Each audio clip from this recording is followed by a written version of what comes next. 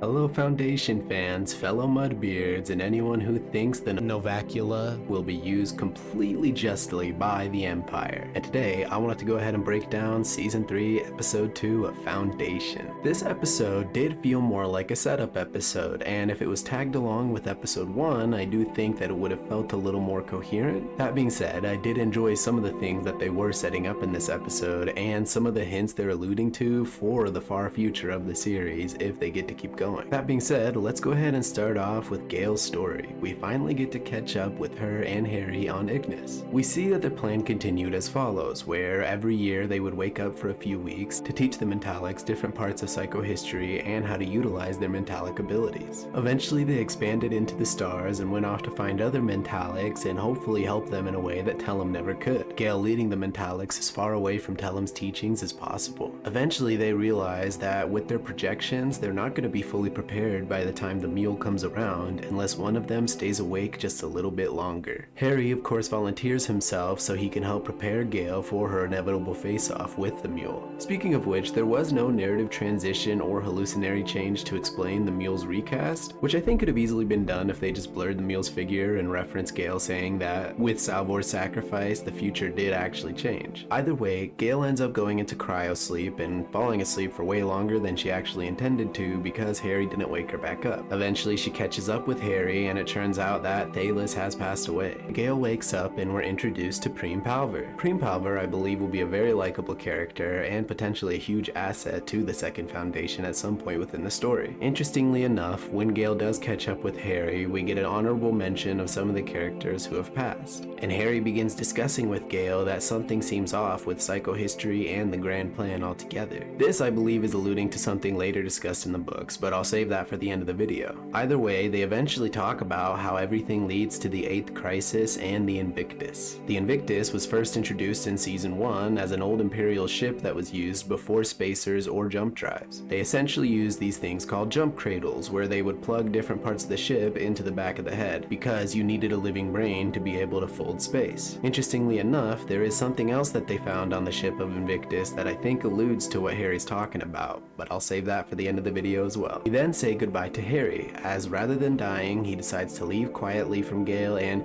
gets picked up by the weird deity we see as Calais again. Calais seemingly opening a jump portal / drive on her own without any use of technology.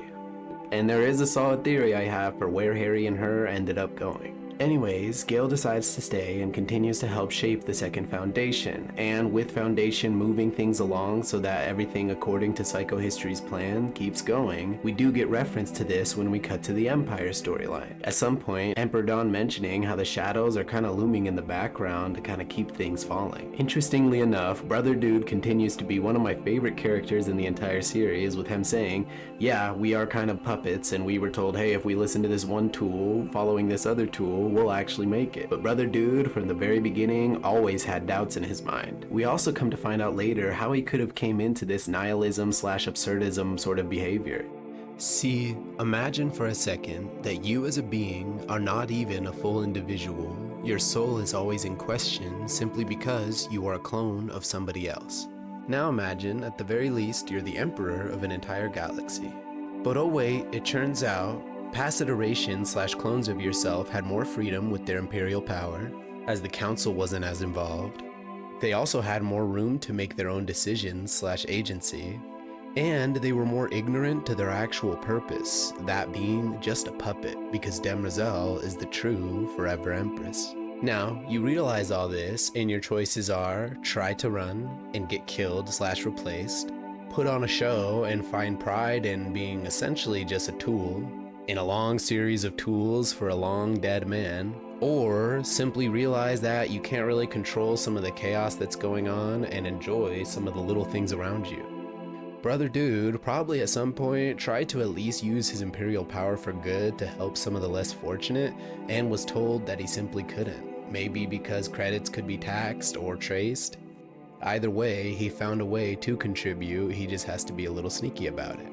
When he's gambling with those on Trantor, it seems at first that he's utilizing his ferret to sort of cheat. Side note, this ferret had another strange moment with Emperor Dusk, and I'm wondering if this will come into play here soon. Either way, this ferret helped Day cheat, but not in the way you would actually think. Day utilizing this tactic to actually be able to give back to the people of Empire and Trantor. We find reference that when this gentleman does bring up his daughter, Emperor Dude does wish he could help a little bit more. But the one workaround he found to being able to help was to barter off some of the palace belongings. Perhaps credits can be tracked, but not family heirlooms. We see as Brother Dude continues to fall into this hedonistic behavior, and him and Song continue to have a pretty healthy relationship, seemingly, with him wanting to go back and visit her people. I believe he will regret mentioning this decision because I think Song will take him up on this offer. Utilizing some of the footage we see in the Season 3 trailer, I do think that there's a solid chance Song will drug Emperor Dude and end up taking him to the rest of her cult. This cult, in my personal opinion, are going to be followers of the Church of Selden. See, the Foundation had first spread its word through the Church of the Galactic Spirit. And while Foundation did eventually lean away from their religious era, they did fall into a traitor system that devolved into a monarchy, where each line of heirs in a singular family take control. This of course caused problems and a growing dissent within the Foundation. I personally wonder if this cult finds that Harry's teachings were sort of miscued by Empire and are sort of taking their revenge. This eventually leads us to Brother Dusk, who creates the Novacula. Notice the similarities in it and the Invictus, but essentially this is going to be utilized as a weapon, or in Brother Dusk's term, a deterrent, to sort of help Brother Dawn when he steps into power be someone who has some sort of control with everything getting a little chaotic. We already know that's not how this weapon will actually be utilized, and I'm interested to see how it plays out. Brother Dusk seems to be desperate to try to survive in any way, shape, or form that he can, with the clock ticking pretty close. We then cut back to Calgan and catch up with the Mule, who is meeting with the Ambassador daughters and seemingly other representatives of Calgan. Here we get another demonstration of his powers, where he seems to force the Ambassador's daughter to aim a gun at her own head, while at the same time utilizing his powers to force one of the people behind him to finish the countdown for him. Part of them obviously not wanting to see a little girl do this, and it turns out just to be a trick by the Mule. I believe this entire sequence was purposely used to show how the Mule's abilities exactly work. While in the last episode you can easily come to the misunderstanding that he can think in a moment's notice and take control of someone, I think instead what happens is he spreads his mental powers like an infection.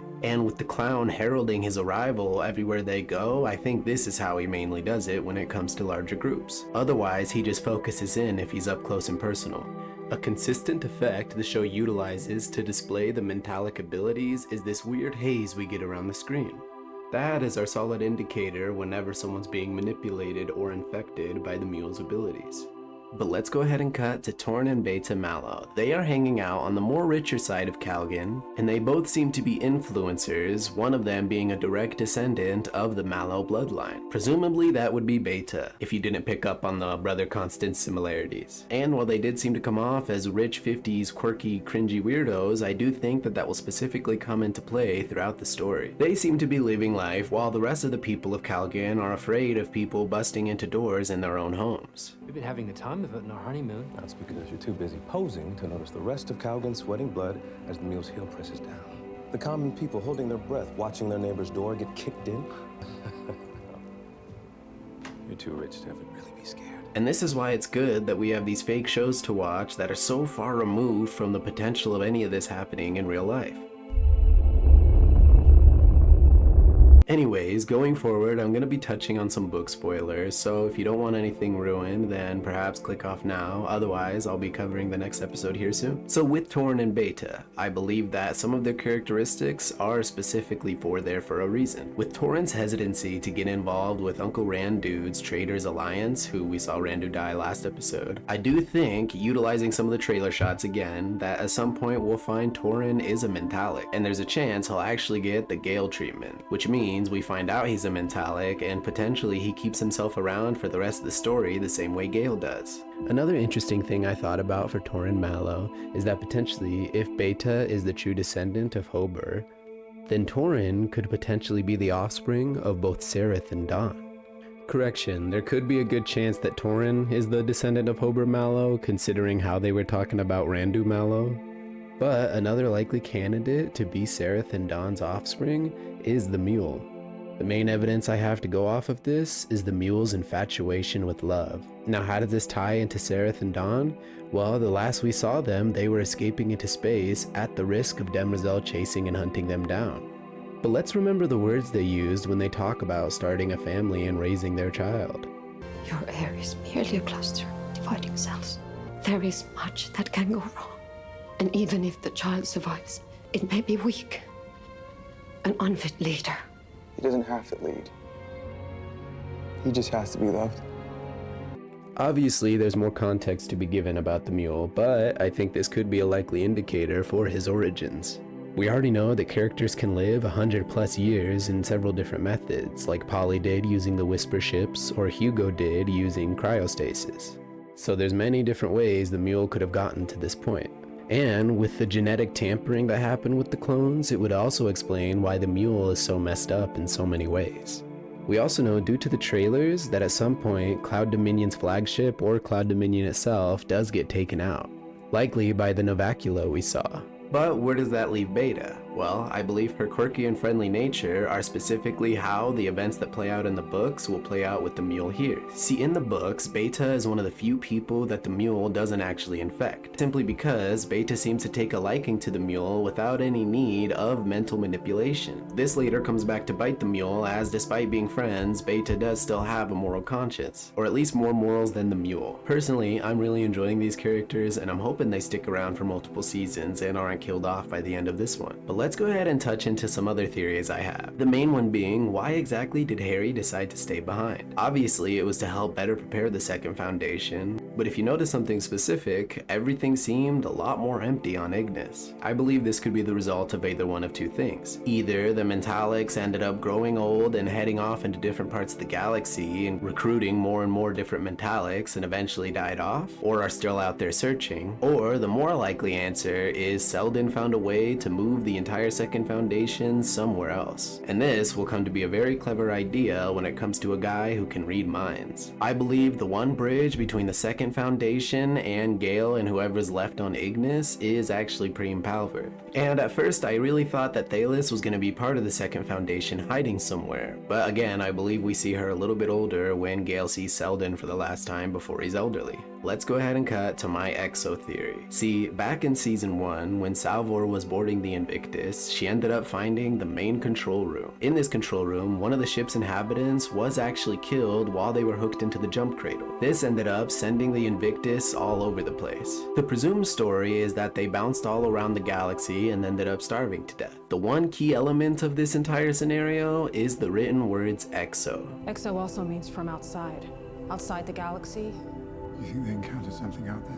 Now, I believe that Salvor was definitely on the money here. If we see throughout the story, Salvor's mentalic abilities are very, very intuitive. And she is normally right, whether it be feeling a pull towards the vault or feeling a pull towards her purpose, which ended up being saving Gale's life. I think again, right here, she was spot on. And potentially the Invictus jumped somewhere so far out of the galaxy that they ended up coming across something they really shouldn't have. But I'll get into that in just one second. Let's go ahead and touch back to Harry Selden. When he left, we see he's visited again by the deity of Calais. And we didn't really know if there was a physical form of Calais or if she was just a hologram, simply because we only really saw her in the Prime Radiant and in a distance on Una's world. But I believe here we have confirmation and spoilers for the books that she is a Giscardian robot, or even Daniil himself. And I won't go too far down that pipeline in this video, but essentially notice how when she turns towards the door to open a literal jump drive / wall right in front of Harry Selden, her eye blinks red. Now, I know that some folk were under the belief that they may have been headed to Una's world, but I think Calais made it clear that